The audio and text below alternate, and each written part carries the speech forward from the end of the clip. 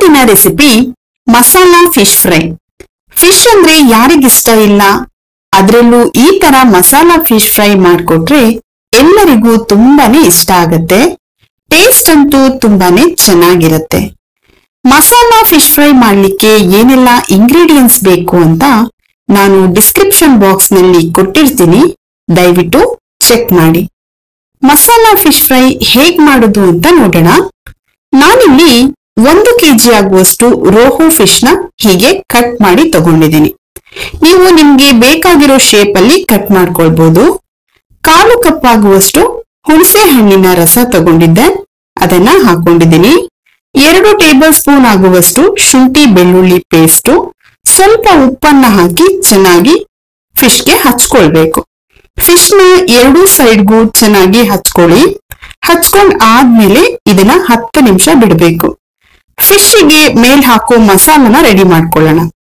ಒಂದ್ ಬೌಲಿಗೆ 1 tea spoon ಆಗುವಷ್ಟು chilli flakes, 1 tea spoon ಕೊತ್ತಂಬರಿ ಪುಡಿ, 1 tea spoon jeera powder, 1 table spoon ಆಗುವಷ್ಟು ಕಾಶ್ಮೀರಿ ರೆಡ್ ಚಿಲ್ಲಿ ಪೌಡರ್, ಅರ್ಧ ಟೀ ಸ್ಪೂನ್ ಅರಿಶಿನ ಪುಡಿ, ಗರಂ ಮಸಾಲ 1 ಟೀ ಸ್ಪೂನು, ಅರ್ಧ ಟೀ ಸ್ಪೂನ್ ಅಜ್ವೈನ್ ಅಥವಾ ಓಂ ಕಾಳು, ರುಚಿಗೆ ಎಷ್ಟು ಬೇಕು ಉಪ್ಪು, ಇದನ್ನೆಲ್ಲ ಹಾಕಿ ಚೆನ್ನಾಗಿ ಮಿಕ್ಸ್ ಮಾಡ್ಕೊಳ್ಬೇಕು. ಪೌಡರ್ಗಳೆಲ್ಲ ಚೆನ್ನಾಗಿ ಮಿಕ್ಸ್ ಆಗ್ಬೇಕು, ಹಾಗೆ ಮಿಕ್ಸ್ ಮಾಡ್ಕೊಳ್ಳಿ. ದಯವಿಟ್ಟು ನಮ್ಮ ಪೇಜ್ ಅನ್ನ ಫಾಲೋ ಮಾಡಿ, ಹಾಗೆ ಸಪೋರ್ಟ್ ಮಾಡಿ. ಪೌಡರ್ ಎಲ್ಲ ಚೆನ್ನಾಗಿ ಮಿಕ್ಸ್ ಆಗಿದೆ.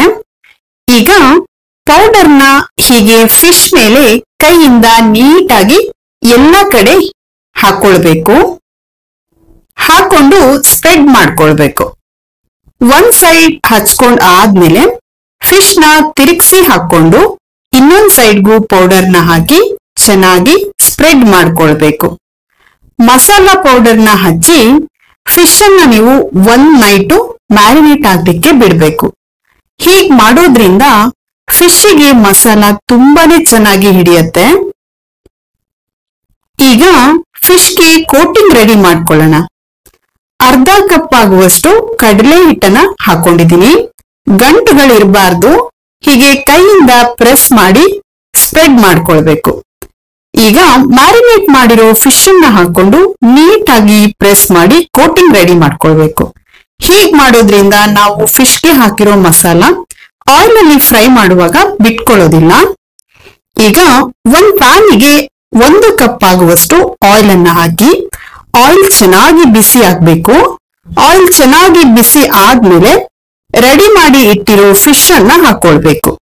ಗ್ಯಾಸ್ ನ ಹೈ ಫ್ಲೇಮ್ ಅಲ್ಲೇ ಇಟ್ಕೊಂಡು 3 ರಿಂದ 4 ನಿಮಿಷ ಒಂದ್ ಸೈಡು, ಫಿಶ್ ನ ತಿರುಗಿಸಿ ಹಾಕೊಂಡು 3 ರಿಂದ 4 ನಿಮಿಷ ಇನ್ನೊಂದ್ ಸೈಡು ಬೇಯಿಸ್ಕೊಳ್ಬೇಕು. ಗ್ಯಾಸ್ ನ ಯಾವುದೇ ಕಾರಣಕ್ಕೂ ಲೋ ಫ್ಲೇಮ್ ಅಲ್ಲಿ ಇಟ್ಕೋಬೇಡಿ. ಲೋ ಫ್ಲೇಮ್ ಅಲ್ಲಿ ಇಟ್ಕೊಂಡ್ರೆ ಫಿಶ್ಗೆ ಹಾಕಿರೋ ಮಸಾಲ ಬಿಟ್ಕೊಳತ್ತೆ. ಹಾಗಾಗಿ ಈಗ ರುಚಿಕರವಾದ ಮಸಾಲಾ ಫಿಶ್ ಫ್ರೈ ರೆಡಿ ಆಗಿದೆ. ನೀವು ಮನೆಯಲ್ಲಿ ಒಮ್ಮೆ ಟ್ರೈ ಮಾಡಿ ಹೇಗ್ ಬಂತು ಅಂತ ಕಮೆಂಟ್ ಮಾಡಿ.